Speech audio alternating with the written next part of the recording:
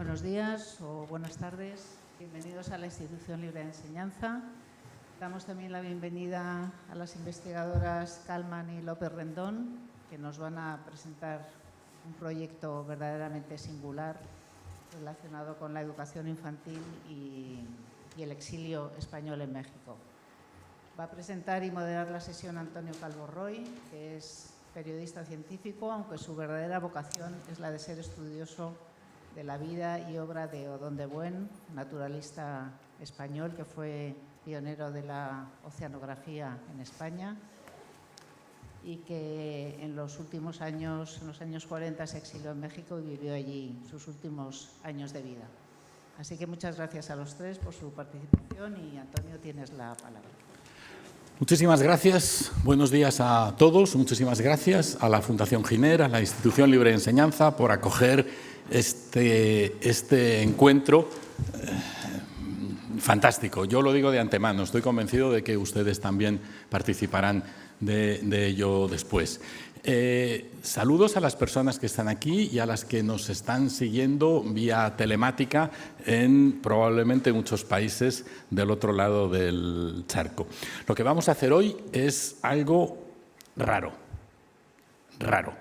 porque es un extraordinario cúmulo de circunstancias y de casualidades lo que nos ha traído hoy hasta aquí. Muchas y muy variadas, verdaderamente improbables. Tenemos la fortuna de contar con dos investigadoras que han encontrado por casualidad un objeto de investigación fantástico.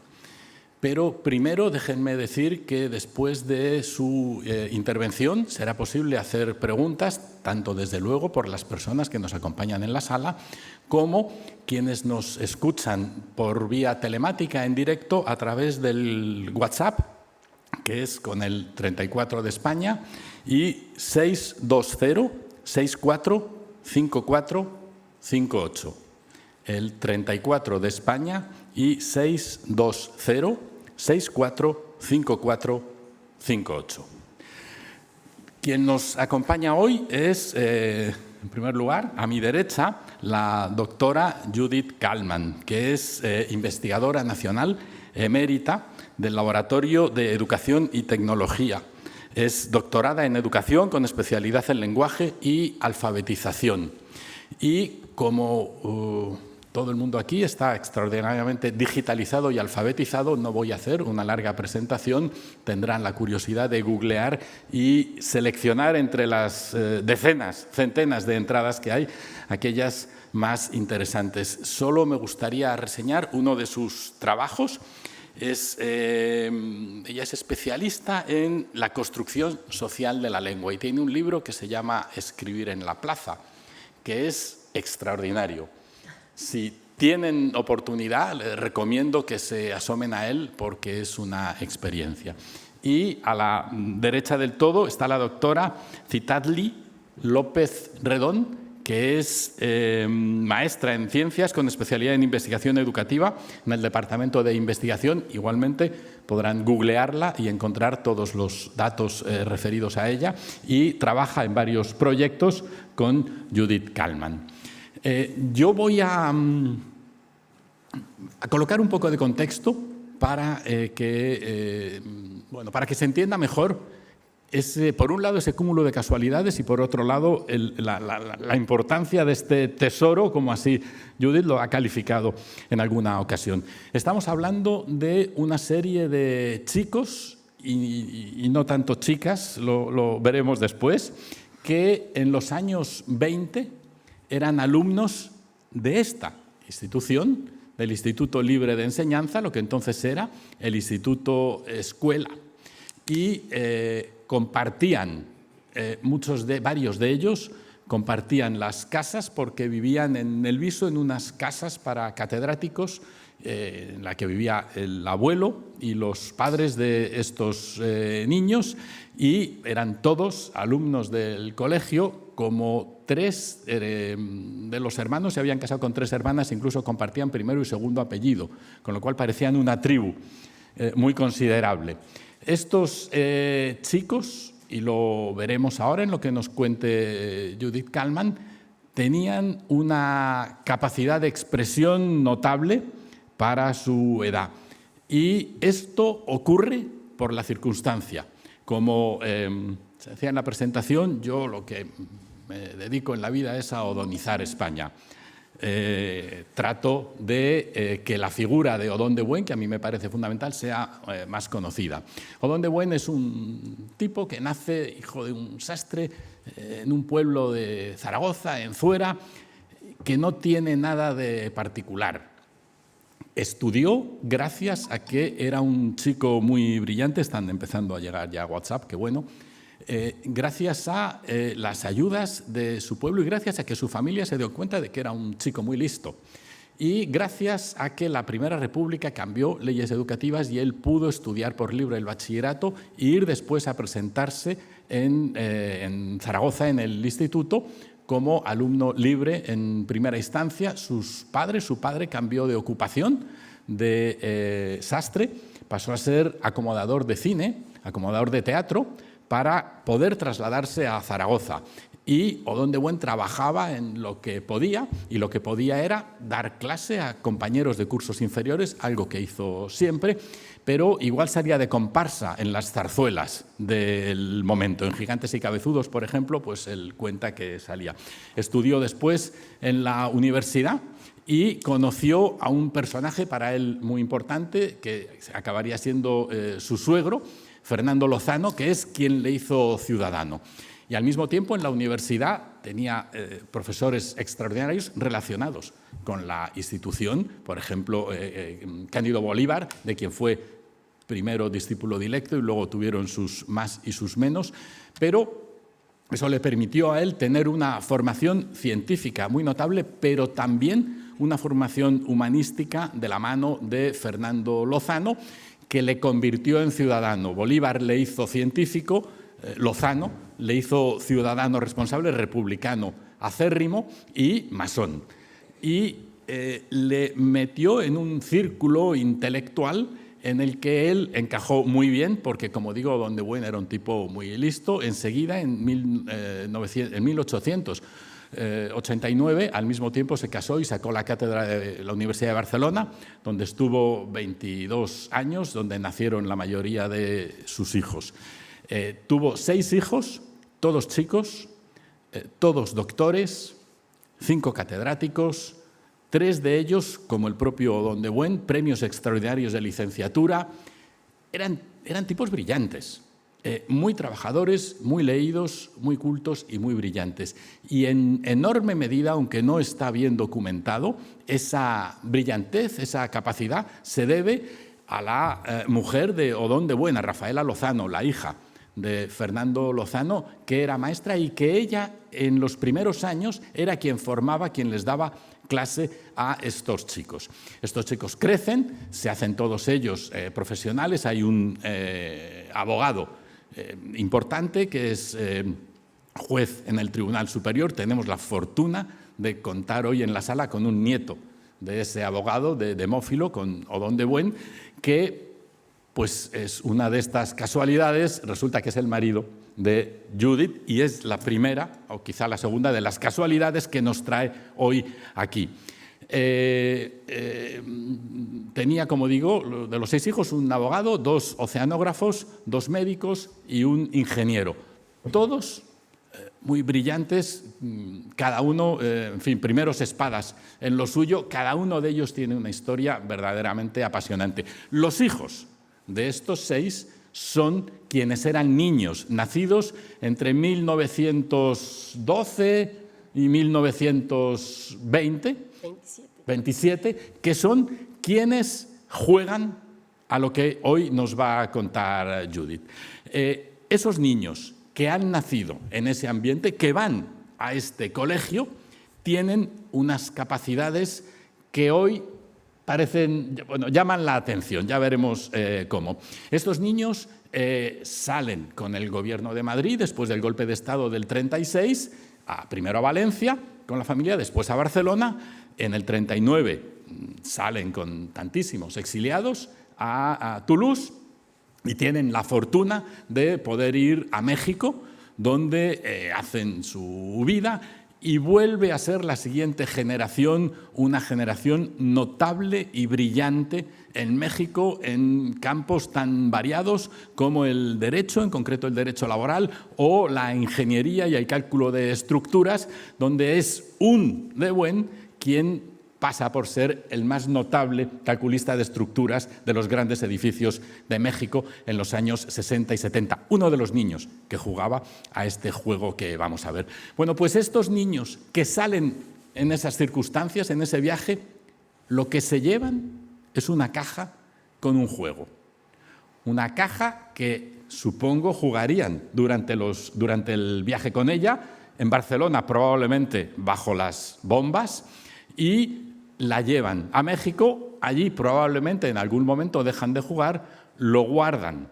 Esa caja la guardan en una maleta que, andando el tiempo, le llega no a cualquier persona, sino a una persona capaz de sacarle todo el jugo que hay ahí dentro, que es Judith Kalman, que casualmente está casada con la persona cuya madre guarda o cuya tía guarda esa maleta.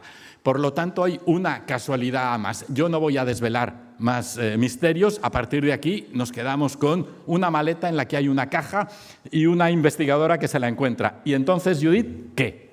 Bueno, muchas gracias, Antonio. Muchísimas gracias. Gracias a ustedes por acompañarnos hoy y también gracias aquí al Instituto de Libre Enseñanza, a Carlos Huert, a Inés Miret y al mismo Antonio por haber ayudado a hacer todo lo necesario y organizado esta visita. Y también un saludo, sé que ha habido correspondencia y averiguaciones de personas interesadas en esta charla en más de 10 países de América Latina.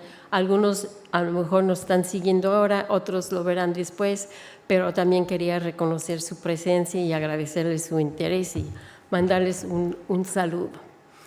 Bueno, pues quiero echar la película un poquito para atrás y decirles cómo es que esta extraordinaria colección llegó a mis manos. Hace bastantes años mi suegra, esposa, bueno, ya para ese entonces viuda de Odón de Buen Lozano, estaba cambiando de casa y ella me dijo, a ver,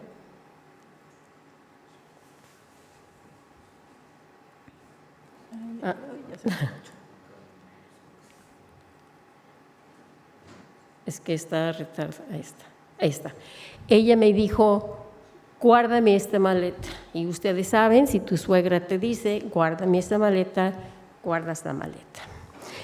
Entonces, yo les tengo aquí un símil, o si ustedes pueden ver que era una maleta grande, era una maleta con una tela de estos de cuadritos, muy de moda en ese momento.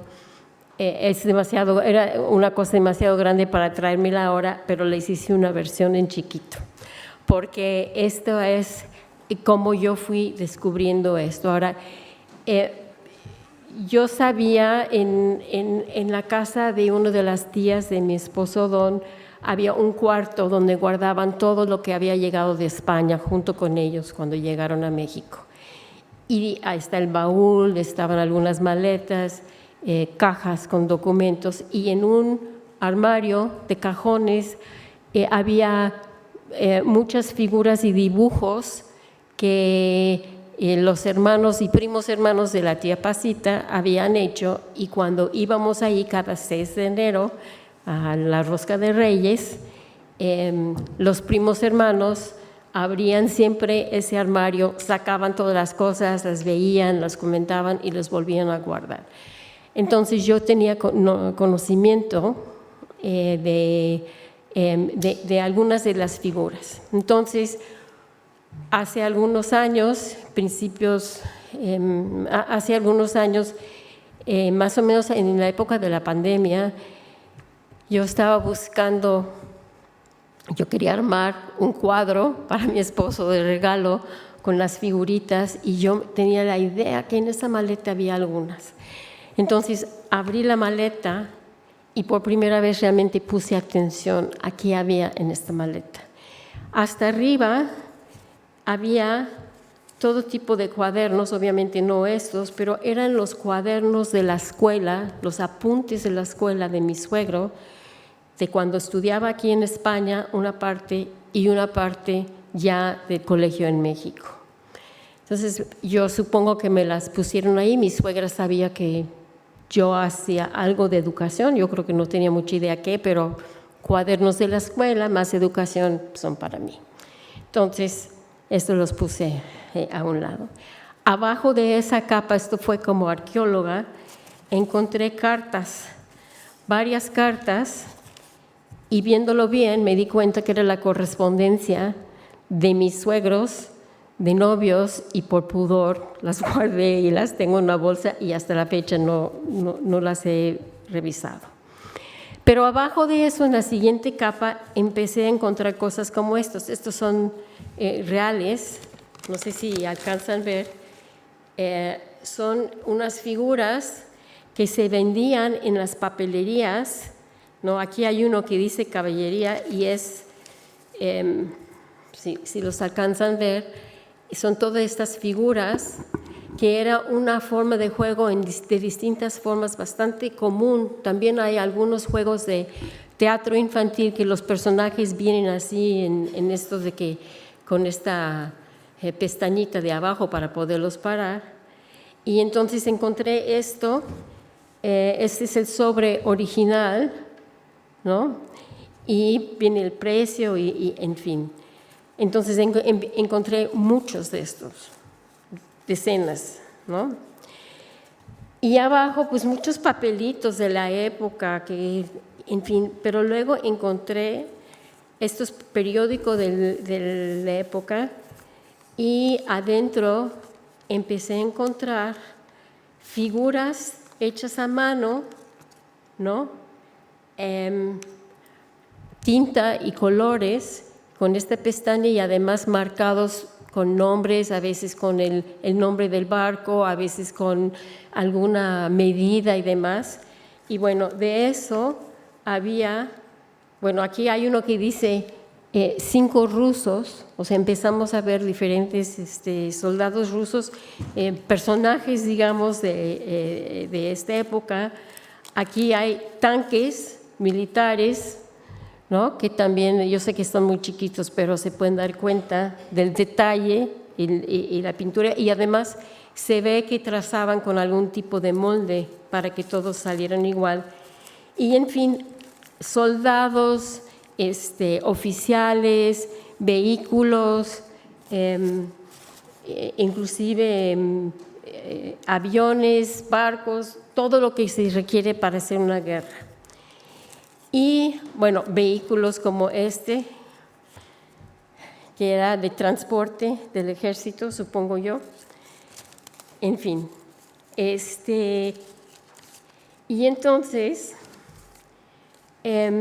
abajo empecé a encontrar papeles, algunos doblados, así, otros en un estado así como de basura, tiradas.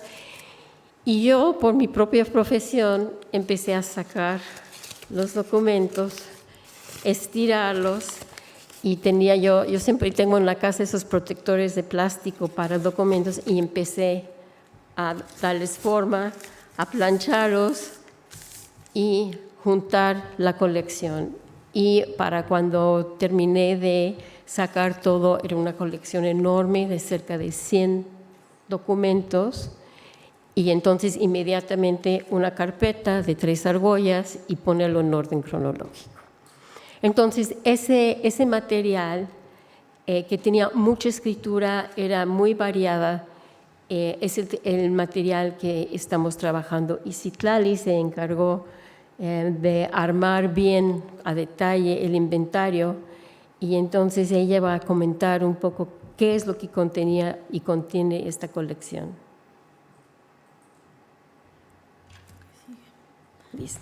Ok, bueno, pues una vez que Judy amablemente me invitó a curiosear la colección, ¿no? A ir pensando cómo podíamos organizarla para después analizarla, fue esto lo que encontramos y hemos ido encontrando a lo largo del tiempo porque la colección sigue creciendo. Al ser una cuestión familiar, entonces nos han hecho llegar nuevos documentos, incluso hace unas semanas. Judy ya tiene conocimiento de que hay todavía más documentos en casas de familiares, entonces digamos que esta es una colección creciente. Hasta el momento tenemos, digamos, ya clasificados más de 120 documentos que comprenden una serie de géneros textuales muy diversa, ¿no? Tenemos bitácoras, cartas, telegramas, tenemos documentos legales, tenemos documentos de estrategia militar, que un poco más adelante vamos a decir con más detalle a qué se refieren esos documentos. Tenemos las figuras como las que mostró Judy, en donde hay aviones, tanques de guerra, soldados de diferentes características, con diferentes nacionalidades, pero también con diferentes bandos, ¿no? Entonces, digo que son más de 120 documentos porque de esos sobrecitos hay muchísimas figuras, ¿no? Y algunas pertenecen a esto que hemos nosotras puesto como la colección de lo que vamos a llamar más tarde el juego letrado, y otros pertenecen como a otras narrativas que todavía no tenemos claras, pero que podríamos estudiar en otro momento. Entonces, lo que sí nos da cuenta esta colección es que de todo ese repertorio de personajes de la familia de Buen, de quienes ya nos habló Antonio, podemos encontrar como el núcleo de quiénes son los autores de estos documentos, ¿no? Entonces, podemos ver que en general quienes jugaban, quienes están más involucrados en la creación de estos documentos, y digo documentos porque hay textos, pero también hay mapas, hay diferentes tipos de documentos en la colección, quienes jugaban particularmente, digamos que los dos autores centrales son Néstor de Buen y Odón de Buen. Está Jorge de Buen, que es el hermano más pequeño, pero de él no tenemos prueba de escritura, de creación. Sin embargo, sí sabemos que participaban en la cuestión de dibujar tanto los mapas como las figuras, otros primos que estaban con ellos en la casa de los abuelos, ¿no? Entonces ahí se relata que están Sadí, Óscar, otros primos.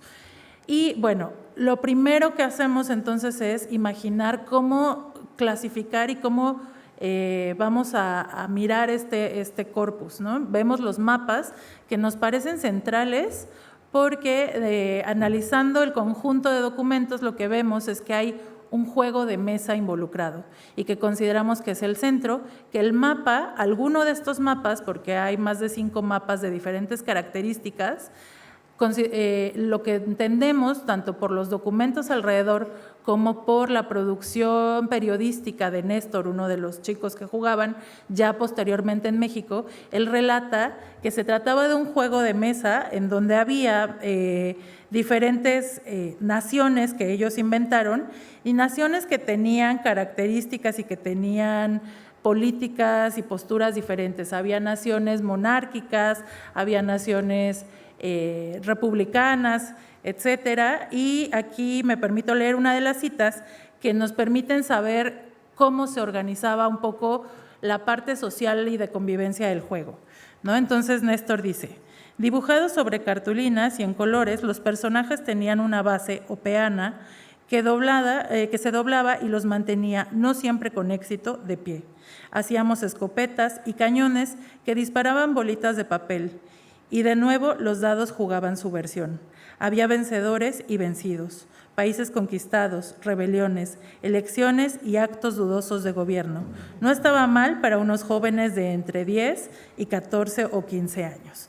Entonces ahí ya conocemos que efectivamente juegan sobre alguno de estos mapas, que hay un juego físico, digamos, de mesa, con los personajes, con las bolitas de papel. Pero, bueno, y aquí están las figuras, ¿no? Entonces podemos ver un poco lo que dice Judy vemos cómo hacían las tropas, armaban las tropas, iban ensayando. Tenemos estas tiras de militares que ellos van ensayando, que van practicando. Tenemos lo que dice Judy de personajes que tienen cierta información que también nos da cuenta un poco de quiénes son y a qué juegan dentro de ese tablero. Hemos encontrado todo tipo de figuras, ¿no? Están estas que están hechas por ellos, están otras que están recortadas del periódico y justo con el pie de imagen del periódico también le van dando características. Entonces se ve que era un mundo muy amplio de papel y eso, ¿no? Ellos los llaman tropas, y en las bitácoras que dije ahora que tenemos, también relatan cómo pasaban las tardes dibujando tropas. De repente está involucrado el tío Fernando, que hace unos mapas muy buenos, a decir de Néstor, y entonces podemos saber que ahí hay un juego de acompañamiento, de convivencia, y que de repente es intergeneracional porque juega también el tío Fernando, por lo menos acompañando a hacer mapas, ¿no? Y están los primos haciendo tropas.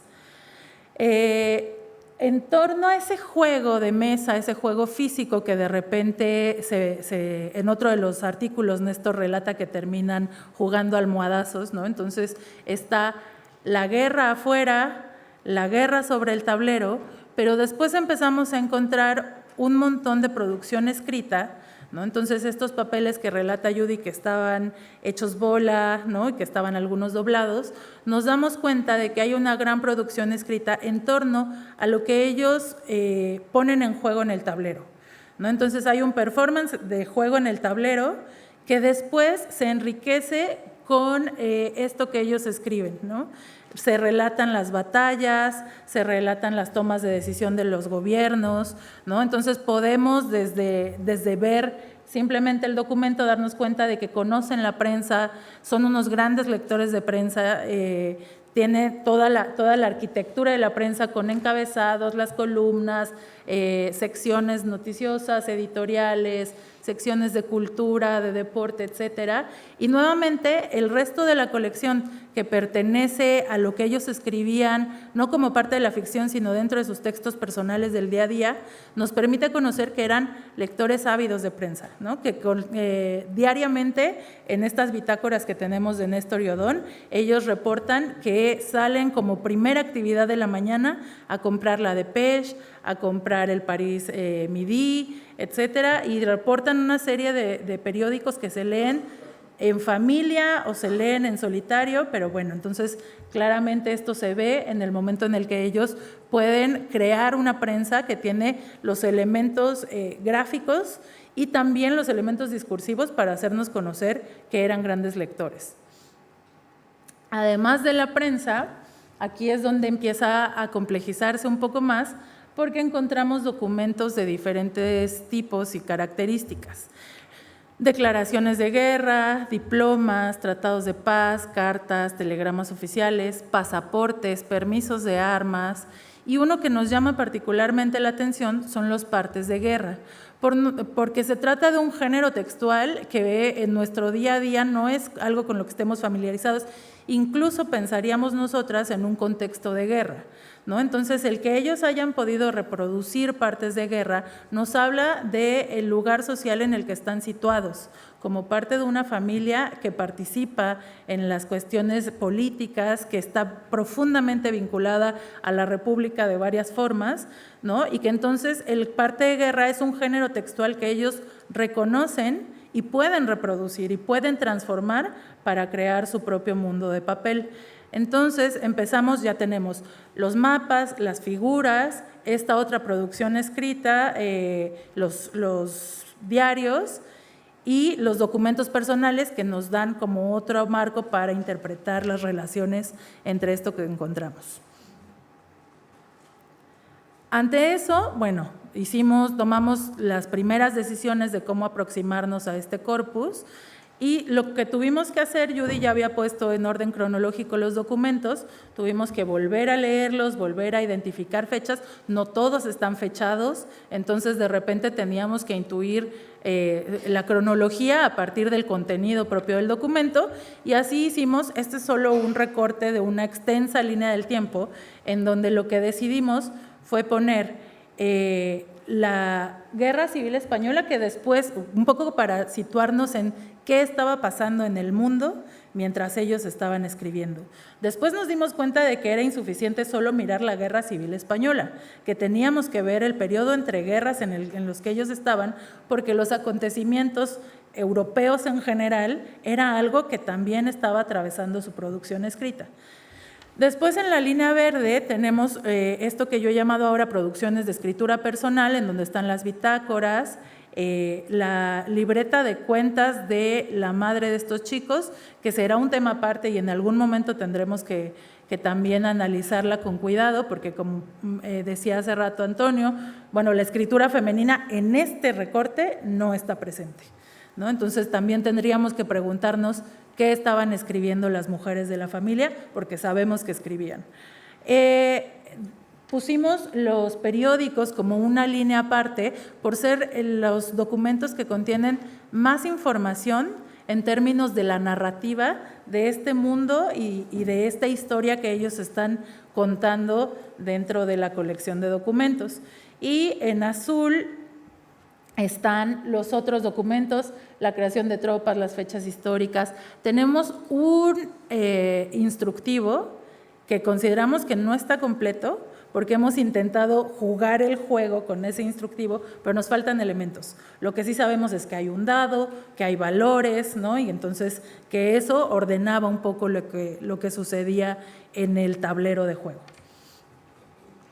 Bueno, esto fue todavía un zoom mayor, como para ver un poco como de qué iban los documentos. Tuvimos que decidir, tenemos documentos desde 1936 hasta 1941, es un periodo muy amplio y eso amplía también los contenidos de los documentos. Encontramos que si hacíamos un recorte de los últimos meses de 1938 y los primeros de 1939, era posible reconstruir una línea narrativa, reconstruir una ficción, ¿no? Y entonces para eso, para este periodo tenemos dos periódicos centrales que van a ser Corona Real y El Dominical, más tarde surge La Hoja de Otonia, y otra serie de documentos que nos permitía ir tejiendo estas líneas para construir la narrativa en grande. Entonces, a lo que llegamos fue a pensar este corpus en términos de órbitas, ¿no? Un poco ya lo he anunciado, al centro está el juego de mesa, y en torno a lo que sucede el juego de mesa, que son los círculos negritos, ¿no? Donde está, bueno, las elipses, ¿no? En donde está el dado, los instructivos, los mapas, los soldados, las otras figuras como vehículos y armas. Entonces, en torno a eso se producen un montón de otros textos, que son los azules, que ya los he mencionado, y arropando todo ese conjunto de documentos encontramos los textos de la vida cotidiana que, como les decía, dan información para seguir interpretando esto, lo que hemos llamado el juego letrado. Y nos dimos cuenta entonces de que estábamos frente a, más que a géneros textuales aislados, estábamos frente a un sistema en donde el significado y el sentido de cada documento se construye en relación con los otros documentos propios del juego, pero también con documentos como estos que están acá atrás, el pasaporte, hay documentos de la vida real que estaban también dentro de esa maleta y que entonces nos permite también reconocer a qué otros productos escritos tenían acceso ellos, que los conocían y entonces pudieron recrearlos, como aquí tenemos este pasaporte, y cómo lo hicieron ellos. Entonces vemos que en realidad el juego, más allá de lo que sucede en el tablero, se establece en las relaciones entre los documentos, cómo pueden irse dando densidad unos a otros, ¿no? del juego físico y todos los demás documentos. Entonces, de ahí este sistema de géneros pues nos invitó a pensar qué podemos decir más allá de la mera descripción de esto. Bueno, entonces nosotros lo que vemos es una parte importante del juego es escribir. La escritura no es una tarea secundaria, sino que a través de la articulación del juego de mesa, de los documentos, ellos fueron creando un mundo en papel y además conforme pasaban cosas y había acontecimientos entre sus propias batallas y las batallas en el mundo real, hacía falta crear nuevos documentos para dar cuenta de esos acontecimientos en su mundo ficticio. Uno de los grandes retos en este tipo, con un corpus de este tipo, es cómo ir más allá de la simple descripción. Se antoja mucho porque el corpus es tan interesante que uno se engolosina en la lectura y el tratar de entender qué cosa va con qué cosa, y en un momento dado la tentación es quedar a un nivel muy descriptivo. Pero pensamos que hay maneras, y esto habla un poco de tipos de metodología, hay manera de ir más allá de lo descriptivo y entender, digamos, aspectos más profundos, ¿no? Y partir de esta idea de que nada se escribe de manera aislada y todo se escribe de manera contextualizada con el mundo social. Entonces, pensamos que lo primero que pensamos que nos servía era anclarnos en la idea de que, que estos objetos escritos, siendo escritura, le da, es una representación gráfica del lenguaje. Y entonces, en cuanto al lenguaje, empieza a tener una serie de características, ¿no? Al ser objetos escritos, le da cierta materialidad al lenguaje y cierta materialidad en términos de que se pudieron conservar, por ejemplo, todos estos años. Y vemos al examinar estos materiales escritos, uno puede hacer ciertas inferencias acerca de las tecnologías de escritura con que ellos contaban, que en ese entonces, estamos hablando de 1938, 39, un mundo prácticamente sin pantallas. Estaba el cine, pero no la tecnología de escritura era pluma, tinta, papel, y se ve en muchos casos que el papel es papel reusado, o sea, arrancado de cuadernos, reacomodados, algunas veces es pedacería, que habla de una cierta escasez de algunos materiales también, ¿no? Entonces, pensamos que a partir de esta realidad física, ¿no?, podíamos empezar a entrar de otra manera a estos materiales, ¿no? Entonces nos posicionamos frente a este material con una postura etnográfica. Y algunos van a decir, pero ¿cómo? Si la etnografía corresponde a los antropólogos y es para ir a las islas y estudiar tribus y nativos, y cómo que frente a los papeles se puede hacer etnografía. La etnografía, para empezar, este es un proyecto evidentemente que no implica trabajo de campo en el sentido clásico de ir a un lugar a recopilar datos. Sin embargo, la idea es construir conocimiento a partir del corpus de materiales que tenemos. Y la etnografía no es una metodología de recolecta de datos, sino es una postura de investigación donde el investigador se posiciona de cierta manera, se compromete con el detalle, el gran detalle, para poder reconstruir ciertas prácticas sociales y, sobre todo, el tratar de reconstruir el sentido de esta manifestación cultural desde la perspectiva de quien lo produjo, de los actores sociales involucrados, ¿no? Y a un grosso modo, la gran pregunta de la etnografía es ¿qué pasa aquí? Y entonces el tratar de contestar ese ¿qué pasa aquí?, que es una pregunta de uno de los padres, digamos, de la etnografía, que es Geertz, decía, bueno, ¿qué pasa aquí? Pero en un cierto contexto, con ciertos actores, con ciertos recursos semióticos y materiales, y entonces es una forma de posicionarse frente a la indagación. Y filológica tiene que ver con una manera de abordar los textos y de estudiar lenguaje. Y en particular, y yo espero que les haga mucho sentido, la idea de tratar de recuperar la historia profunda de los de los escritos y buscar debajo de la superficie algunos de los aspectos del proceso de producción y la movilización de cierto tipo de recursos, ¿no? Entonces, hay ciertos conceptos para el estudio de los textos escritos que nos ayudan. Auxilio. Ahí está. Ya. Hay ciertos contextos, ciertos conceptos que son muy poderosos para poder entender y excavarle a los significados, ¿no?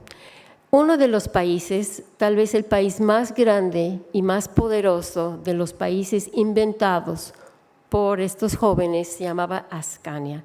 Hay otros países, uno se llama Otonia, otro se llama Nestoria, otro se llama Saditania, que lleva en sí los nombres, los dueños de esos países en el tablero, y son fáciles de comprender de dónde salen. Inclusive está el país de Georgia, pero que además a mí me hace mucha gracia porque el rey de Ascania es el rey Jorge I, que era el tío Jorge de mi esposo Don, que era el más chiquito, y lo hacían firmar, era el que menos escribía, y todos los documentos, declaraciones de guerra, declaraciones de paz y demás, lleva puño y letra del rey Jorge I.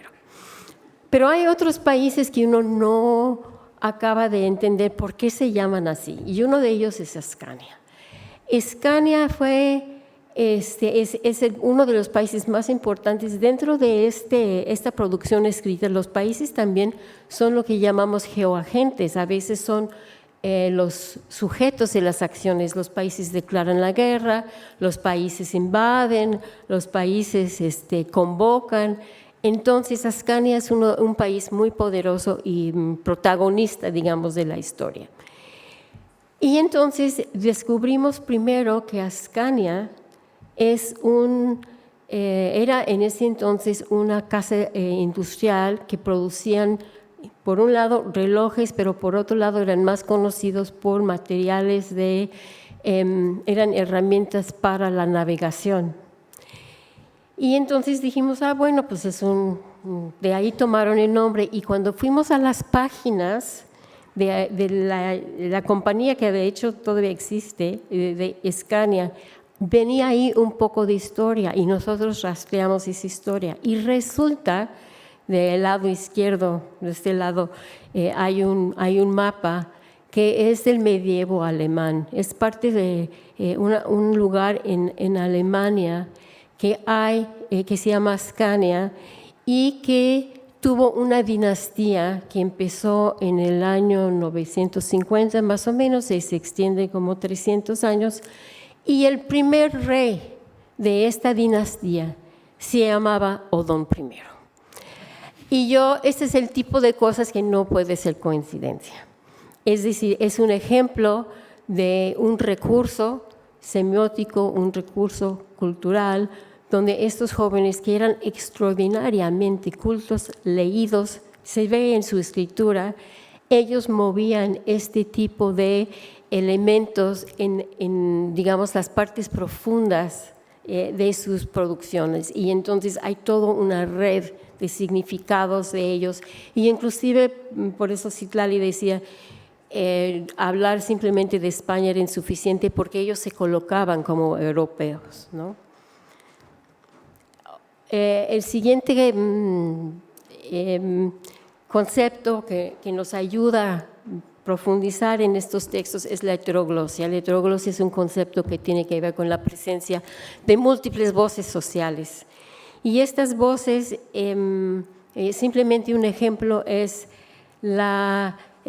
hay un periódico que ellos producen, que tenemos 7 ejemplares, que se llama Corona Real, que era, digamos, la prensa monárquica, la oficial, donde se reportan todas las cosas que hace el rey Jorge I, que por cierto lo definen como un rey bondadoso, generoso, atento a sus sujetos y demás, ¿no? Entonces, pero como 2 o 3 números después aparece este periódico, El Dominical, que en la historia familiar, El Dominical tiene una historia importante porque uno de los tíos antepasados del suegro de Odón de Buen, ¿estoy bien? Odón de Buen de Cos, él usaba como seudónimo Demófilo, y él escribía en un periódico, tenía un nombre más largo, ¿te acuerdas? Dominicales. Las dominicales del libre pensamiento. Eso, a mí se me olvida. Y entonces nace este otro periódico que ahora ya es la Prensa Republicana, que es rebelde y además, a diferencia del otro, aquí el editor es un Alberto Barri, entonces tiene un nombre extranjero. Eso habría que tomar en cuenta. Entonces andamos rastreando los materiales, buscando distintas voces, ¿no? La presencia de voces sociales distintas. Y otro concepto que ayuda a comprender con más profundidad el tipo de corpus que tenemos enfrente es la intertextualidad. Y la intertextualidad es un concepto que ayuda a armar las relaciones entre diferentes escritos. Entonces, en los escritos de ellos, de los chavos, de los jóvenes, hay referencias entre sí, ¿no? Entonces, en 1937 hubo esta Exposición Internacional de Artes y Técnicas para la Vida Moderna, que es real, es un evento real. De hecho, estuvimos en el Museo de Reina Sofía ayer y este modelo del pabellón, hay un modelo muy parecido y hay una exposición, entonces nos vino muy bien asomarnos a ver cómo estaban presentando esto, pero es un hecho real, histórico. 2 años después se hace en este mundo imaginario también una exposición y Ascania gana un premio dentro de la exposición de ellos, ¿no? Y se ve ellos hacen un suplemento de arte especial que es de Corona Real y donde hay algunos dibujos sobre la estructura de este pabellón que es idéntico al de España del 37 y habla de este premio, ¿no? Que ofrecido por la Asociación de Madres de Ascania, está dentro del texto y que hay un diploma y existe el diploma. Por eso esta idea de que construyeron un mundo en papel de una manera muy detallada e impresionante. Entonces, todas estas relaciones al interior de su propia producción y hacia producción del mundo social es esta idea de intertextualidad. Son los 3 grandes conceptos que nos sirvieron. Hay otros, pero estos son los 3 que escogimos en este momento para mostrar que hay maneras de entrar al texto y excavar en el texto auténticamente como arqueólogas. Entonces, una de las grandes preguntas de nosotras es ¿en qué consiste el proceso de producción del texto? Eso es fundamental porque el proceso de producción permite entender diferentes aspectos sobre la movilización de lo que son los recursos semióticos, el manejo de los distintos géneros textuales, la vinculación entre sí y hacia afuera. Y en el caso de estos jóvenes que están viviendo una situación de guerra, es también un espacio de agencia para ellos. ¿Y qué quiere decir? El mundo, hay todo lo que llamamos un pretexto, o sea, una realidad que existe mucho antes de que ellos empiecen a escribir. Hay cosas que ellos ni eligen, ni tienen voz ni voto, y el hecho que viven en que su país está inmerso en una guerra civil no es algo que ellos determinan, y sin embargo lo viven. Y al crear este mundo en papel, ellos crean un espacio y un foro, una palestra, donde ellos tienen la posibilidad de moverse, de tomar decisiones, de determinar los acontecimientos, de hacer sus batallas y ver quién gana, quién pierde. Ellos llevan contaduría, además de cuántas bajas, cuántos sobrevivientes.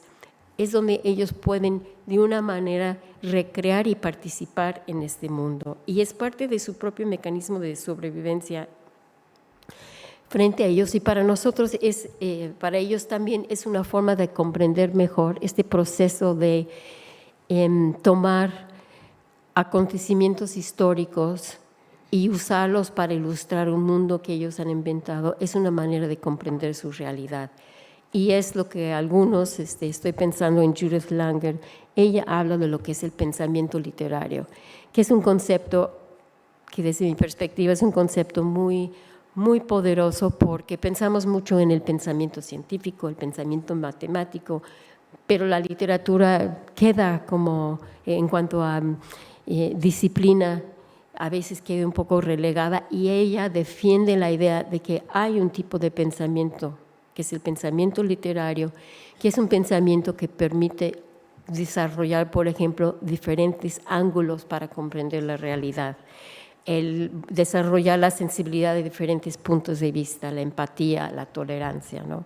Y que es una forma de pensar que permite articular mundos, imaginar mundos posibles. Entonces, pensamos que sería importante o podría ilustrar este proceso de transformación de hechos históricos en hechos ficticios como parte de lo que es el proceso de producción de los textos. Elegimos un ejemplo, hay muchos, ¿no? Pero un ejemplo porque nos parece particularmente ilustrativo, donde se ve claramente el vínculo entre un acontecimiento muy conocido de la Segunda Guerra Mundial y cómo se transforma, cómo ellos lo transforman como parte del mundo que ellos elaboran y diseñan. Exactamente. Entonces, ahí nos encontramos con un ejemplo que hemos llamado el ejemplo de Austria y Lorita. Si quieres, pásale.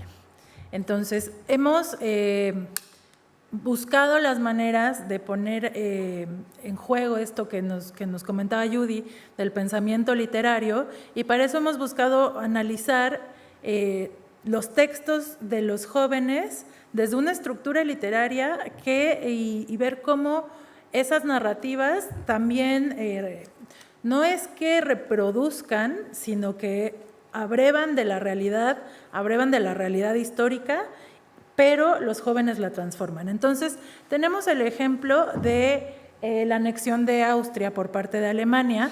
Entonces, tenemos un escenario de estabilidad provisional con la firma del Tratado de Versalles, y después viene esto que se llama la peripetia, esta ruptura, ¿no?, de esa estabilidad provisional en cuanto Hitler comienza su ascenso y empieza a ver como esta presión para anexar a Austria, y las tropas alemanas entran, ¿no?, en este ascenso de la narrativa, entran a Austria en este evento conocido como el Anschluss, y en el clímax ponemos ahí el plebiscito que Alemania organiza a modo para legitimar esa ocupación por parte de las tropas alemanas y decir, en realidad el pueblo austriaco sí quiere anexarse a Alemania, ¿no? Y entonces esa es la conclusión, la anexión de Austria. Esto pasa 2 años antes de que empiecen a escribir los jóvenes, y vemos que dentro de este periodo que nosotras escogimos para analizar más a profundidad, el centro de la narrativa es un conflicto que hay entre una nación muy poderosa que se llama Zabala y una nación pequeña que se llama Lorita. Entonces Zabala quiere anexar a Lorita justo por una serie de materiales que le van a permitir construir mejores máquinas de guerra, y tenemos que hay esta estabilidad provisional, igual que sucede con el caso de Austria, en donde la Sociedad de Naciones, que existe tanto en el referente histórico como dentro de la narrativa de los jóvenes, la Sociedad de Naciones había establecido que ya estaban todos en paz, en acuerdos, en donde no iban a intervenir unos sobre otros.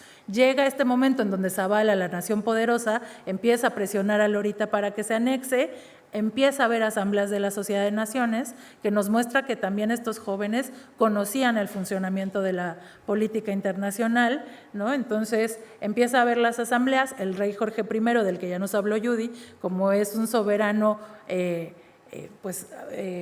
generoso y a favor de la democracia y de la libertad, empieza a buscar que Zavala no anexe a Lorita. Sin embargo, se hace una votación dentro de la nación de Lorita y gana la anexión, y Lorita termina siendo una provincia de Zavala. Entonces podemos ver cómo sí hay un paralelismo entre estas narrativas, la histórica y la que construyeron los jóvenes.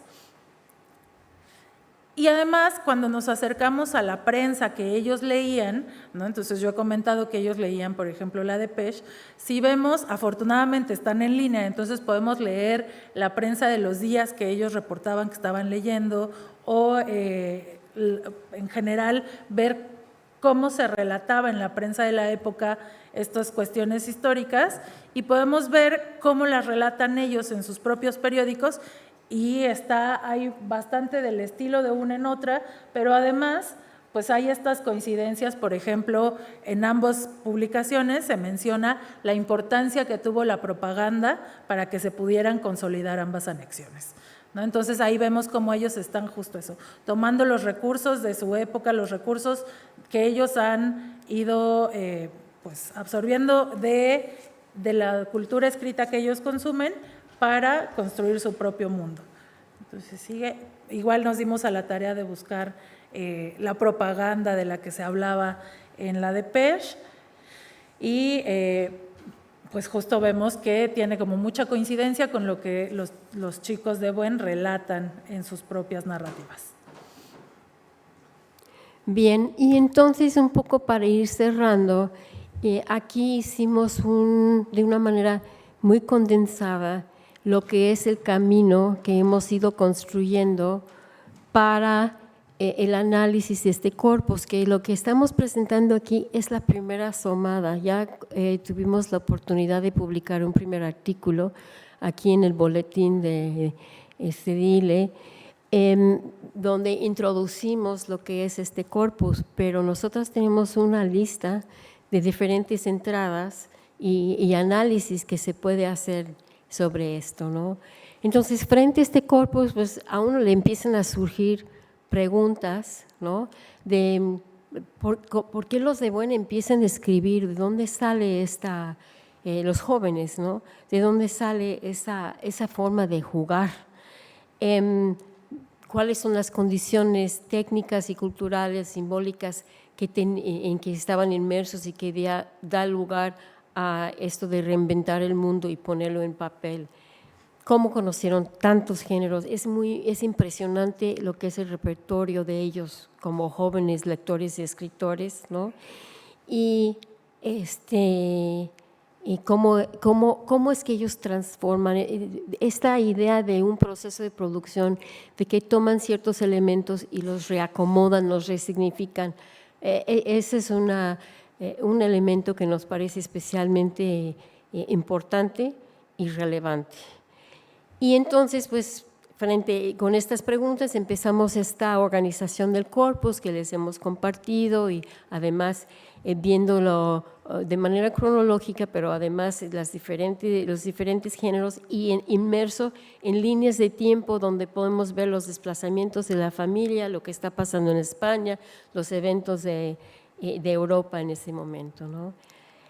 Los datos, hay que preparar los datos, o sea, todo lo que cada uno de esos documentos nos hemos dado la tarea de transcribirlos y transcribirlos tal cual, es decir, si ellos tienen errores de ortografía, es tal como ellos lo escribían, inclusive en cuanto a disposición en el papel, ¿no? y buscamos vincular las imágenes de materiales. O sea, hay un trabajo simplemente de la preparación de los datos para poderlos analizar. Y luego empezamos una serie de lecturas profundas, donde por un lado, y esto por ejemplo este es un ejemplo de lo que llamamos la lógica de indagación etnográfica, donde hacemos distintas lecturas sobre estos datos, ¿no? Una lectura iterada donde vemos una y otra vez los mismos textos y vamos buscando ciertos patrones, ¿no? Ahorita les voy a comentar uno, la lectura recursiva de una vez que uno identifica algo, a veces hay que regresarse a ver si en las cosas que se supone que ya leí, pues a ver si mis hipótesis sobre cierto tipo de patrones en la producción se sostienen. Y una lectura abductiva que tiene que ver con aquellos elementos que no están directamente en el corpus, por ejemplo, lo de Scania, pero que ayudan a explicar lo que estamos encontrando, ¿no?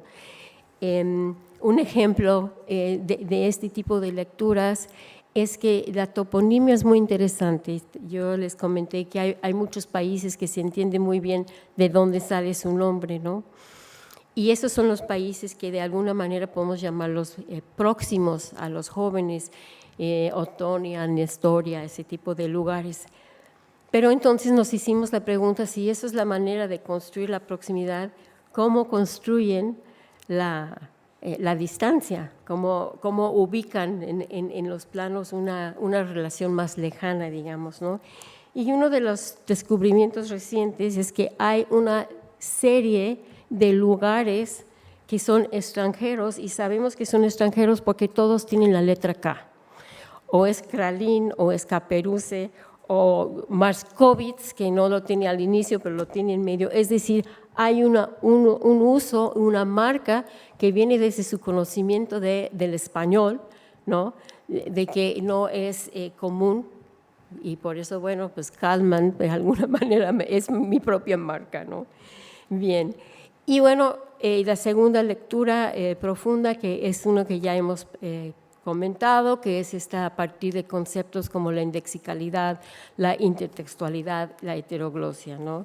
Y buscamos dentro de esas lecturas las pistas contextuales y las relaciones sociales, la materialidad y los comentarios del espacio y del tiempo.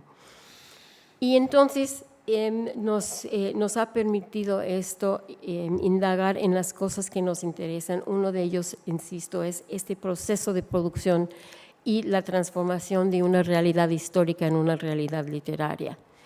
El entender y identificar los recursos semióticos, ¿no?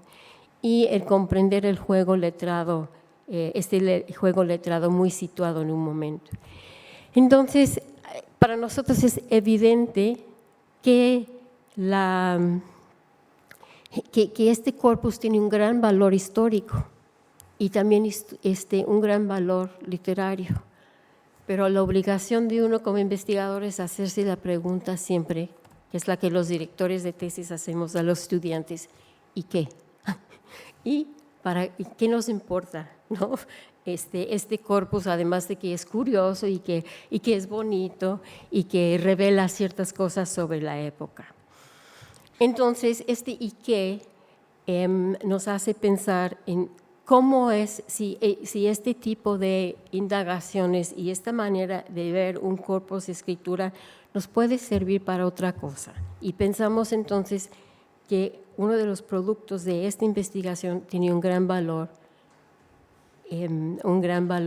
educativo, porque si es una metodología de análisis, nos tendría que servir para otro tipo de corpus también. Y en ese sentido, bueno, pensando en cuestiones educativas, nos preguntamos ¿a qué están jugando los jóvenes en 2024 con la escritura? Porque es cierto que los jóvenes de Buen escribieron muchos textos, es cierto que construyeron este mundo en papel, pero también tenemos que no perder de vista el hecho de que todo ese mundo en papel no era para la escuela. Y entonces muchas veces queremos ver en la escritura juvenil escolar ciertas cosas que a lo mejor no están ahí, pero puede que estén en sus propios juegos a partir de la escritura, ¿no? Y en ese sentido tendríamos que acercarnos a la producción de escritura juvenil de manera empática, interesada, ¿no? Digamos, buscando ver en dónde está el juego, cuáles son los recursos que se están movilizando, para qué les está sirviendo la escritura a ellos en estos días, ¿no? Sería ingenuo pensar que en un mundo tan letrado como el que viven nuestros estudiantes, bueno, yo soy maestra de bachillerato, que ellos no escriban, que no sean productores de texto, sobre todo si pensamos que las nuevas tecnologías los posicionan como autores en todo momento, ¿no? Entonces, es interesante voltear a ver a qué están jugando. Este ejemplo viene de un aula de bachillerato, por cierto que aquí tenemos a uno de los autores, viene de un aula de bachillerato. Yo doy literatura latinoamericana en un bachillerato en el Instituto Escuela de México. Y bueno, pues en el aula aparecen de repente producciones escritas que los jóvenes van pegando, que no tienen que ver con las asignaturas, pero tienen que ver con lo que es importante para ellos o lo que es divertido para ellos, ¿no? Entonces, en esta aula yo me di el trabajo todo el ciclo escolar de documentar qué era lo que iba apareciendo como formas textuales o gráficas en las paredes. Ellos tomaron todo el aula como su performance, ¿no? Entonces, quizá en un futuro pues tomemos a profundidad cada uno de estos ejemplos para ver entonces esto que nos dice Judy y qué, ¿no? Si esta metodología que estamos nosotras construyendo a partir del juego letrado de los de Buen nos sirve para analizar esta escritura juvenil y ver además cómo se acompañan estas escrituras espontáneas de manera que podamos pues eso, construir caminos para acompañar a las juventudes hacia ser mejores escritores, mejores lectores, ¿no? Pero lo que sí es cierto es que ya tienen una postura, ¿no? Entonces, bueno, una postura y ciertos recursos que ya movilizan y es interesante como docente verlos. Les cuento un poco qué pasa aquí. Hay una muñeca que aparece en el salón y que de repente empieza a ser intervenida por diferentes manos.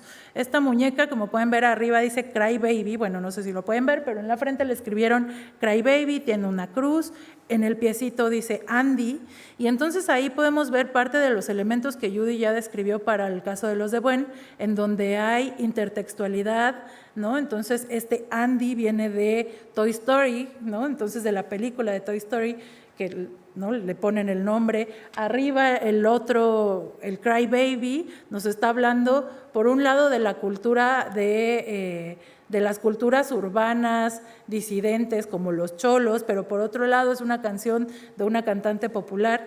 Y lo interesante es que a partir de esta muñeca empiezan a surgir textos también colectivos y espontáneos, como esto. Ellos colocan una ficha técnica de museo que sí tiene la autoría, que dice Salón de Quinto, Instituto Escuela y el año 2023, también los materiales, bebé, plumones y tijeras, pero además nos dan información sobre cómo debemos interpretar esa muñeca que estuvo ahí semanas en el aula y que además se fue transformando. Pueden ver que estaba completa, después le empezaron a hacer más y más cosas. Y entonces la ficha dice: la crisis de la postpandemia en el contexto de la postmodernidad representa el futuro de la humanidad mediante un bebé que sufre en cada momento y se observa una profunda tristeza en su ser. Todo esto gracias a lo que el humano está haciendo con el planeta y el horrible futuro que nos espera si seguimos contaminando y acelerando el calentamiento global. Bueno, estamos hablando también de una crisis, son adolescentes que estuvieron encerrados 2 años en su casa, ¿no? Ante la pandemia, y cuando recuperan sus espacios de convivencia empiezan a hacer estas cosas. Después el bebé desapareció, pusieron este pequeño ataúd y una nota de clausurado en la ficha técnica y otra nota que dice disculpe las molestias, el bebé desapareció, tal y tal, ¿no? Entonces nos está hablando de tipos de textos del mundo social que están incorporando aquí, ¿no? Los más claros, favor de no tocar, y fotos sin flash, ¿no? Que nos habla de ese conocimiento de géneros breves y de cómo están pensando ellos su pieza como una pieza de museo. Bueno, finalmente Esto sirve para pensar que en realidad sí tenemos en las aulas lectores críticos, lectores que dialogan con los discursos de su época. Todo esto, la pospandemia, la posmodernidad, la soledad, ¿no? El cambio climático, son discursos que ellos tienen a la mano en medios de comunicación, en sus profesores, en sus casas, ¿no? Y entonces ellos los movilizan y crean esta pieza, ¿no? Y como esta tenemos, les digo, varios ejemplos que vale la pena analizar a profundidad cada uno para ver qué nos están diciendo de las escrituras juveniles y de ahí, por ejemplo, los docentes como yo, poder generar estrategias, ¿no? de escritura con ellos. Entonces sí considero que quizá resulta un poco incómodo incluso, de entrada, ¿no? Porque el de los jóvenes de Buen es muy bonito porque es la estética a la que estamos acostumbrados, ¿no? Reconocemos el periódico, reconocemos ciertos géneros, y aquí los jóvenes de ahora nos ponen el reto de entrarle a sus propios estándares, ¿no? Digamos, desde lo estético, pero con los que sí podemos seguir teniendo una cercanía y un diálogo y mirarlos desde su propia construcción del texto. Sí, y ya para cerrar, pensamos que esta posibilidad de usar lo que hemos aprendido con los textos de los jóvenes de Buen y voltear a ver textos del 2024, es, en términos de enseñanza y aprendizaje, es una mirada muy poderosa.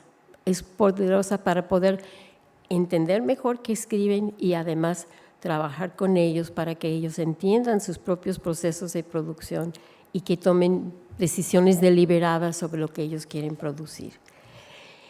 Pensamos que los jóvenes de Buen y estos jóvenes de ahora tienen varias cosas en común, ¿no? Son lectores críticos, son jóvenes que reaccionan frente al mundo en que viven, ¿no? Y se apropian de lo que están viviendo y buscan formas de expresión. Y en ese sentido son escritores con voz y que tienen algo que decir.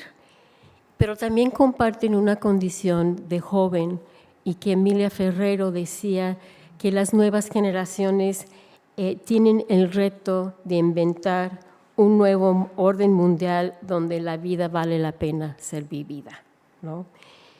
Odón de Buen Lozano también, a sus 17 años, tenía el anhelo de un nuevo mundo. Y él tenía el anhelo de volver a un mundo con cierta paz y tranquilidad. Y pensamos que la mejor manera de cerrar esta presentación es con las palabras de Odón de Buen Lozano, y le hemos pedido a su hijo Odón de Buen Rodríguez que lea una carta de él que encontramos muy recientemente y ahora constituye parte de esta colección que tenemos.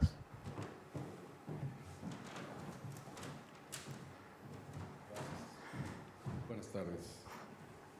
Quizá me emocione, quizá no, pero voy a hacerlo más. Es muy simple. Querido amigo Manolo, seguramente no esperarás recibir carta mía, pues pensarás que yo no me acordaba de hacerlo y había olvidado de mis mejores amigos. Tengo bastante culpa, pero también te digo sinceramente que lo que pasa es que las cartas son muy caras. Estoy siguiendo con atención y recogiendo, esto está escrito el 11/1 de 39, ya en Francia, en Banjuls-sur-Mer. Estoy siguiendo con atención y recogiendo noticias de donde puedo, a la vez con gran fe en la victoria, la admirable gesta que asombra al mundo de nuestros hermanos de Cataluña y Extremadura. Toda la opinión pública mundial dirige con admiración sus ojos hacia nuestro pueblo que prueba con las armas que nadie somete al pueblo español cuando lucha por su patria. Los periódicos derechistas franceses, que en un principio, cuando comenzó la ofensiva, se mostraban favorables a Franco, han cambiado notablemente y ponen con grandes titulares el victorioso avance de nuestro glorioso ejército popular por tierras extremeñas. Como ves, sigo en Banjuls, pero creo que no tardaré mucho en volver a Barcelona. Te escribo a Madrid, pero a lo mejor resulta que estás entre los gloriosos combatientes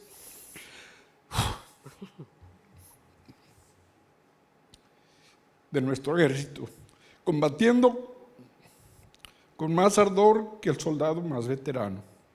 Muchas felicidades para ti y tus familiares y amigos para el año de 1939, que será el año de la victoria de la República.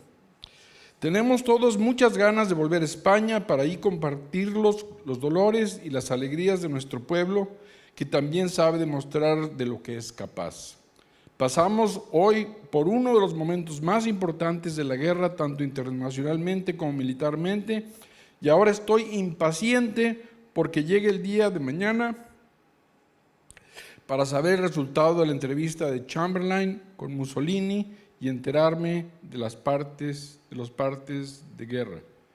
Muchos recuerdos a todos y tú recibe un fuerte abrazo de tu amigo de siempre. Odón, salud.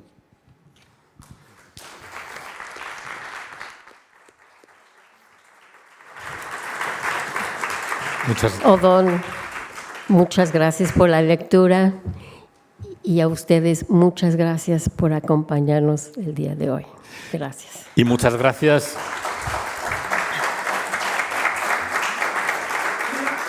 Yo solo quiero hacer una aclaración. Yo le pedí a Odón que leyera la carta porque yo no la puedo leer sin que me pase, sin que me quiebre. Y entonces yo le dije, bueno, ¿lo vas a poder leer sin moquear? Y me dijo que iba a hacerlo el intento, pero es muy difícil. Es una carta de un joven tan optimista, ¿no? Tan entregado a su momento, tan ansioso de regresar a su país, y sabemos que tardó varias décadas en poder volver a España. Muchas gracias. Muchas gracias.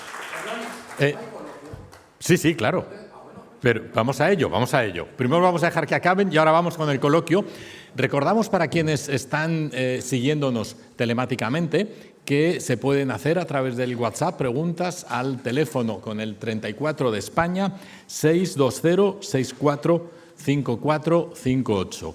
620-645458. Y ahora vamos a dar paso al coloquio. Pero yo quería hacer, Judith, citarle la primera pregunta. Por algún motivo, yo tenía idea de que este era un juego al que habían jugado ya en Madrid al principio de los años 30. Pero más bien se deduce que es un juego de guerra al que juegan probablemente porque la familia que al principio está en Madrid luego se disgrega mucho. Está extraordinariamente disgregada. El abuelo, Odón de Buen, está preso en Baleares, entró en la cárcel, fue entrado en la cárcel en agosto del 36, fue canjeado después y salió en el 37. El hijo mayor, el abuelo de Odón, hacía tareas para el gobierno en el ámbito jurídico. Los dos oceanógrafos, que no eran militares profesionales, sino oceanógrafos, hicieron la guerra como militares. Los dos médicos, uno de ellos, Sadí, fue fusilado en septiembre del 36, con una historia notable. Y otro de ellos fue preso por la columna de Yagüe en Navalmoral de la Mata, también enseguida. Y el pequeño fue obligado por un amigo a entrar en el ejército rebelde, porque si no, corría un serio riesgo de haber sido, en el mejor de los casos, detenido. Y el resto de la tribu, con las mujeres y los que había, estuvieron en Madrid, luego en Valencia. Es en ese contexto, entiendo, donde se hace ese juego. O sea, es un juego que transcurre durante la guerra. Y luego, las fechas de los periódicos, ¿creéis que son las fechas en las que los escribieron, donde figura ahí realmente? Bueno, nosotros sabemos que tenían un juego de mesa de las batallas, que es como uno de los centros de esta producción, donde ellos jugaban con dados y desplazaban sobre un mapa sus tropas y sus vehículos y demás, y que además luego hacían registros de esas, digamos, de esas batallas, esos juegos, ¿no? Y esos juegos además que es una experiencia en la realidad que ellos están jugando, pero lo están haciendo, entre ellos hay una convivencia ahí. Iba acompañado de estas batallas que describió Néstor de Buen, donde además armaban batallas y aventaban cosas y corrían por la casa. Y todo esto termina reportado. Lo que nosotros pensamos primero, que las fechas de las cosas que vienen fechadas sí son verídicas y además coinciden, podemos cruzar con ciertas cosas en los periódicos y demás.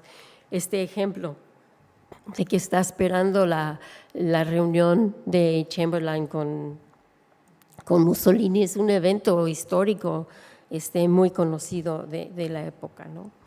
Entonces, lo que sí tenemos en las bitácoras, uno de Odón de Buen Lozano, por ejemplo, donde él narra que cuánto tiempo se dedican a hacer tropas, así le decían, ¿no? Hacemos tropas, o que fueron a casa del abuelo, que yo ya estaba fuera de la cárcel, porque vivían todos cerca, que iban a casa del abuelo, porque ahí estaba Jorge, el más pequeño, con el tío Fernando, y que estaban haciendo tropas, ¿no? Y que además se estaban preparando, necesitaban muchas tropas porque iba a haber una batalla en la noche.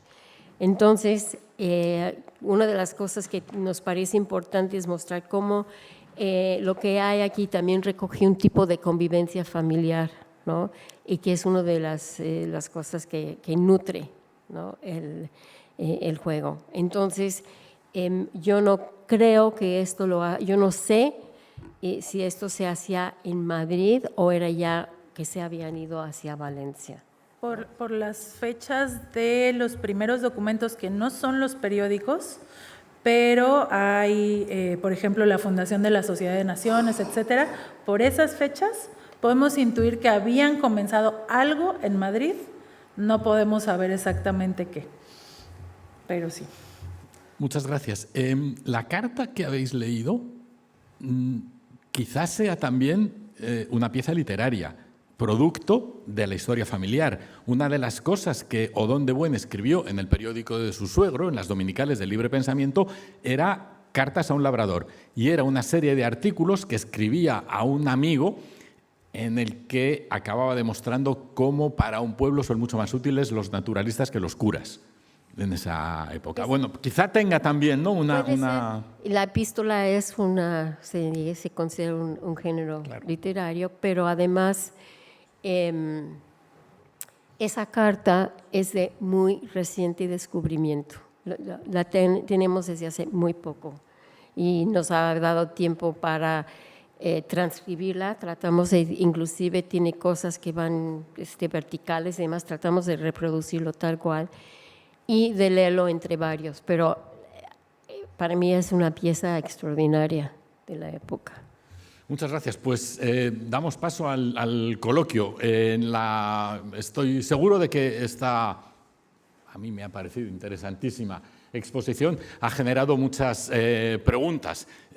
Sugiero que nos limitemos a hacer preguntas sobre este juego en la medida de lo posible, porque tampoco tenemos mucho tiempo. Estamos ya cerca de las 2 y a las 2 deberíamos terminar. Muchas gracias y adelante. Hay una palabra pedida aquí, quizá con el micrófono para que le puedan oír la gente que nos oye telemáticamente. Y hay otra.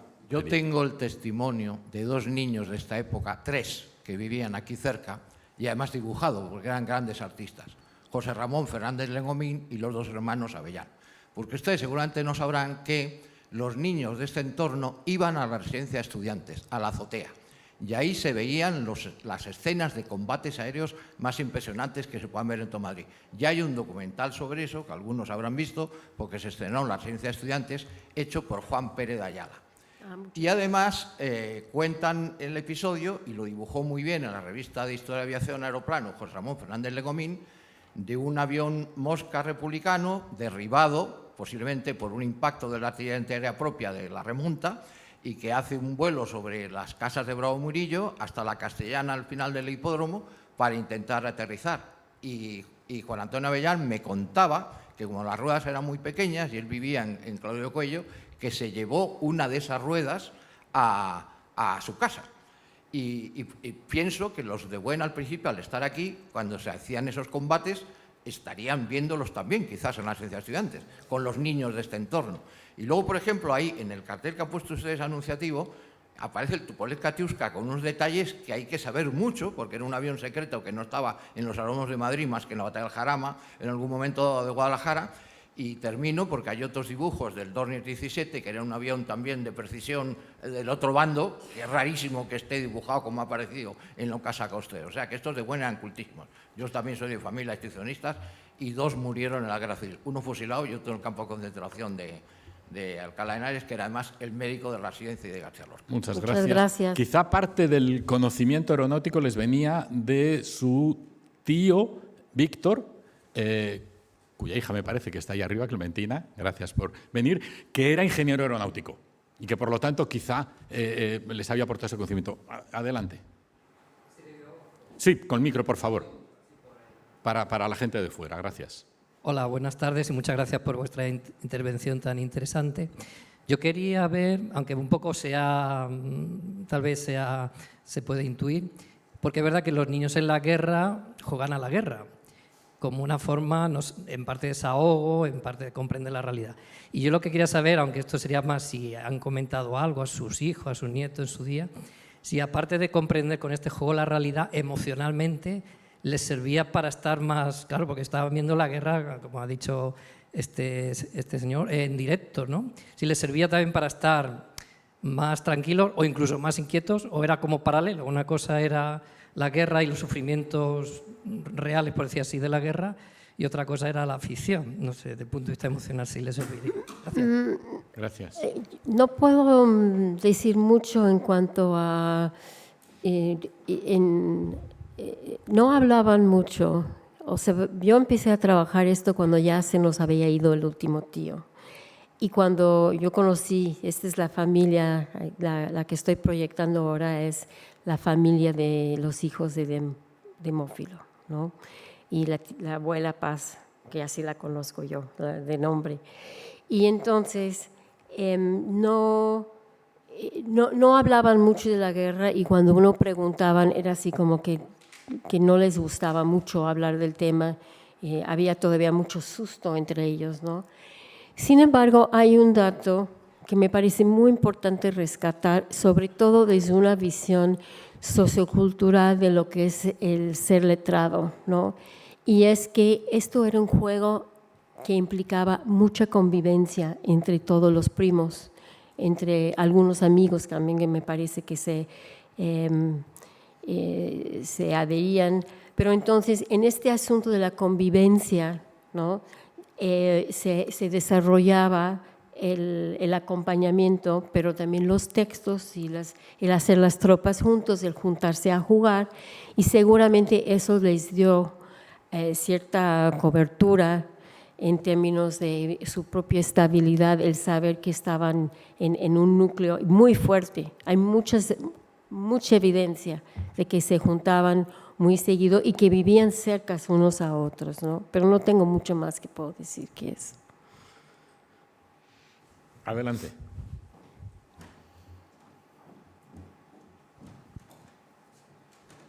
Buenos días. Agradecer esta revelación, que es una revelación. Es muy interesante que esta no es una conferencia sobre memoria histórica. Me gusta que el enfoque haya sido una memoria sobre producción de textos. Ha citado a Emilia Ferreiro y a Nate Berovsky, nos la cita en ese texto maravilloso de los sistemas de escritura. En España, en Madrid, hay una corriente educativa que está en esta línea, en la de generar proyectos que permitan escribir textos adecuados. Si es una exposición, pues un catálogo, las cartelas, que lo hagan los propios alumnos, ¿no? Y esto se hace en infantil y en primaria. Si uno hace, pues no sé, un yacimiento arqueológico, pues lo mismo. Este es un buen ejemplo, es un excelente ejemplo. Así es que gracias no por hablarnos del pasado, sino por proyectarnos hacia el futuro. Esa idea de que esto es aprovechable. De hecho, yo creo que, por ejemplo, la literatura tan conocida o tan como la de Tolkien, parte de este mundo. Genero un imaginario, un contexto y desarrollo. O Juego de Tronos, o mucha literatura. O sea que yo creo que efectivamente es una motivación para generar textos la producción de textos en la escuela infantil, primaria, secundaria. Así que gracias por abrirnos estos caminos. Ay, muchas gracias. Gracias por acompañarnos. Adelante, quizá la última. Quiero decir, bueno, que me parece que es también para educativo y podría utilizarse en aulas de enlace y en otros momentos para integración de chicos que vienen de otros lugares. Gracias. Muchas gracias. Me parece. Bueno, y yo nomás creo que debo aclarar que nosotras trabajamos en un centro de investigación donde la gran mayoría son científicos duros, o sea, de las líneas de física, matemáticas y demás, química, tecnológicas, y hay un área muy pequeño de ciencias sociales. Y dentro de las ciencias sociales, la mayoría son sociólogos y son antropólogos y así, ¿no? Pero Citlali y yo somos literatas de formación y se nota por lo que nosotros vemos en este corpus, luego es una producción literaria. ¿Hay una pregunta? ¿Y otra más allí después? Pues a mí lo que me gustaría más que una pregunta sería pues dar testimonio de la importancia que tiene este tipo de textos, ¿no? Porque bueno, yo, como hace rato se mencionó, pues yo vengo de esta escuela donde se puso pues el ejemplo anterior y pues me parece que hay trabajos que actualmente se siguen haciendo que pues sí reflejan un sentimiento o tienen unas ciertas bases históricas, como lo fue en este caso la pandemia, y que yo lo veo muy reflejado cada día en mi escuela, ¿no? Lo puedo ver en la cultura, puedo ver qué tantas cosas hay pues, que influencian a la gente, como por ejemplo algo que me parece que tiene que ver con la obra anterior, pues que refleja toda esta parte de la nueva cultura de, pues eso, de gente de mi edad, de las nuevas generaciones, ¿no? La cultura del meme, incluso que hasta cierto punto pues toma cosas como del surrealismo o así, ¿no? O sea, o cosas absurdas, como puede ser pintar un bebé y ponerlo en medio de un salón, ¿no? Y eso me parece que pues está bastante bien, o sea, como retomar un texto, un trabajo que actualmente se sigue haciendo y sobre todo que hacer un análisis sobre cómo los niños o cómo la gente, bueno, de estas nuevas generaciones o de generaciones antiguas ya, pues pueden transformar su mundo a través de la literatura, a través de trabajos y ya. Gracias. Había otra palabra pedida en el otro lado. Mientras aprovecho para leer un mensaje de WhatsApp de una persona que se llama Olga que dice: emocionada, gracias por todo el trabajo y por vuestra comunicación. Granito a granito se puede abrir una luz de esperanza, nos dice Olga. Adelante. Quería dar las gracias por la presentación y una reflexión muy rápida dentro de los proyectos que tenemos en curso sobre memoria histórica. Es que lo que más me ha inspirado de la presentación es que se toman en serio un tipo de fuentes que no se suelen considerar fuentes, digamos, serias para una reconstrucción de un trayecto histórico. Entonces, historiográficamente me parece muy, muy importante que se utilice que serían como metafuentes, porque son fuentes que elaboran sobre otras fuentes, como otra vez, ¿no? Fuentes para una reconstrucción. Por un lado eso, y por el otro, tomar en serio a las personas que lo realizan, independientemente de la edad que tengan, y situarlas en el contexto que, como se ha dicho aquí por otros comentarios, en el que había más gente de esas edades en otros sitios haciendo cosas parecidas. Muchísimas gracias. Gracias a usted. Y yo nomás comento que me han llegado comentarios de personas siguiéndonos desde México y que preguntan por qué no lo hemos presentado ahí.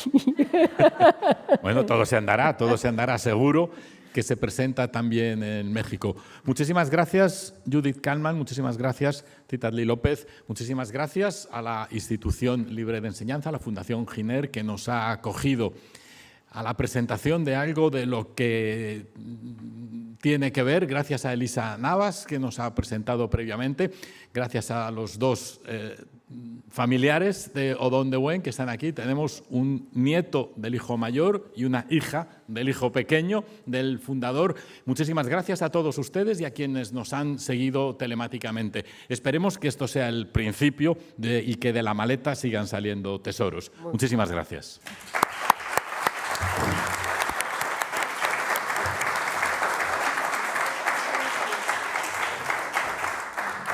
Y yo quiero darle las gracias a mi esposo, Odón de Buen, por leer la carta de su papá.